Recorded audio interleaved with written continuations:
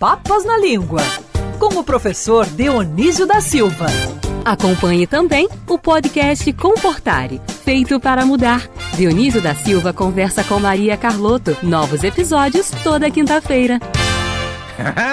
Não tenho nem roupa para esse encontro, até porque por lá faz muito frio. Hoje, ao vivo de Curitiba, no Paraná, temos o professor para chamar de nosso Dionísio da Silva. Professor, muito frio por aí, bom dia. Bom dia, querido Vinícius. Bom dia, nossa princesa Ágata. Bom dia, professor. Estou passando frio aqui, Ágata, mas por bons motivos. Curitiba tem todas as estações, todos os dias. Mas agora só tem inverno e é bom para tomar vinho. Eu fiquei muito contente que você disse que eu sou nossa joia, mas, nossa, Ágata, você me deixa sempre com os sentimentos desarrumados. A nossa joia é a Ágata, né, Vinícius? Sim, professor, ela é a nossa princesa. Professor, se fosse em Portugal, essa coisa das 4 estações numa cidade que você pode acompanhar ao longo do ano seria um fenômeno fixe.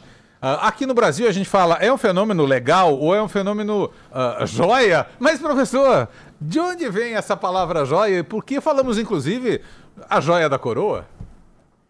Ô, Vinícius, eu vou dar uma joinha para você, por essa declaração sempre tão criativa. Dá um joinha, né? Porque é masculino, dá um joinha para significar apoio.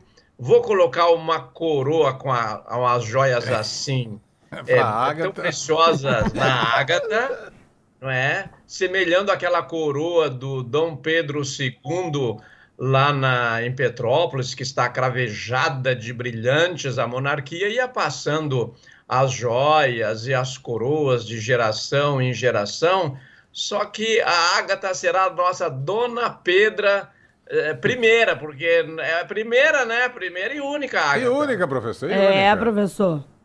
Só eu, bendito fruto.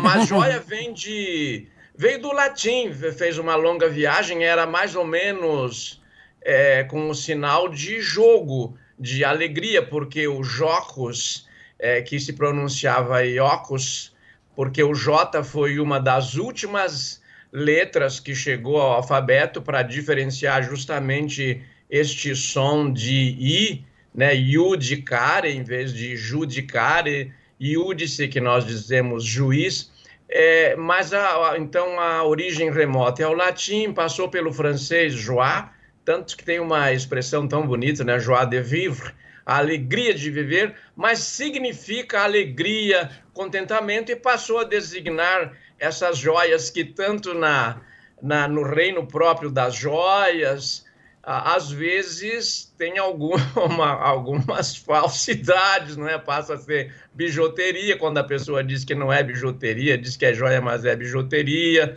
Ou então, nós temos no português tão lindo essa língua que o povo faz, que a gente diz assim, um carro seminovo, mas é seminovo ou semivelho? Semivelho teria o mesmo significado, mas a gente não diz semivelho, está aqui à venda um carro semivelho. Assim como a gente diz semijoia, e a joia ganhou esse significado. E agora está na mídia a palavra, porque na gestão passada criou-se uma controvérsia fantástica sobre essa doação das joias lá da Arábia Saudita, mas sobre isso aqui na rede, na casa, a gente muito mais qualificada do que eu para falar sobre os desdobramentos políticos. Vamos ficar no nosso assunto, que é a etimologia, né?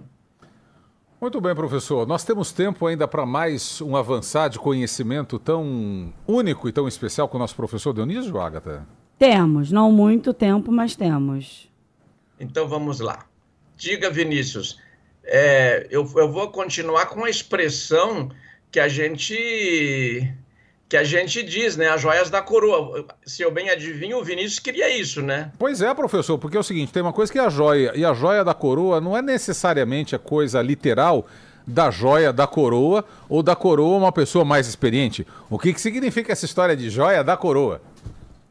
Pois é, a Petrobras é a joia da coroa brasileira, ou uma das joias da economia brasileira, não da coroa brasileira, mas da economia brasileira, que foi fundada na presidência do Getúlio Vargas, a Petrobras, né? Queria lembrar aqui que, como eu sou escritor, nós temos muitos motivos para nos orgulhar da atividade de certos escritores. E o escritor Monteiro Lobato, conhecido de todos nós, esteve na cadeia, foi preso e perseguido por defender justamente esta bandeira, que o petróleo era nosso.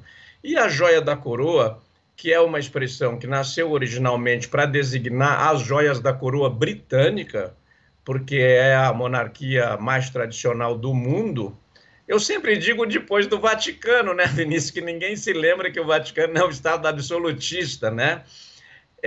Mas não usa esse tipo de coroa, usa outros paramentos. E dali, das joias da coroa britânica, que vão passando de geração em geração e ficam guardadas num lugar muito bem cuidado, hein? Que inclusive já teve lá como hóspedes alguns prisioneiros ilustres, que é a Torre de Londres. É lá que ficam as joias da coroa.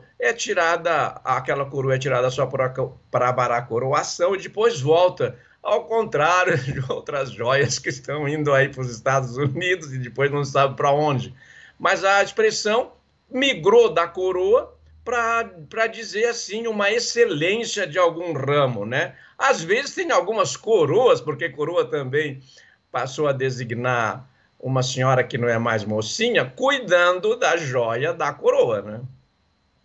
Muito bem, professor. As joias do Vaticano muito bem cuidadas, não tão bem cuidadas quanto a joia do nosso professor Dionísio da Silva, que é acondicionada afetuosamente no nosso coração. Teremos que nos despedir da nossa joia agora, porque o horário não é joia, tão joia assim, professor. Estamos atrasados.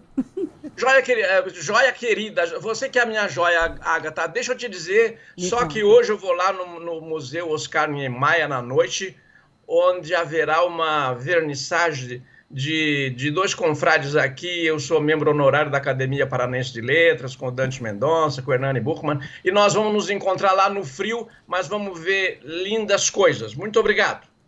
Um beijo, professor, e até de repente. Até de repente. Até de repente, professor.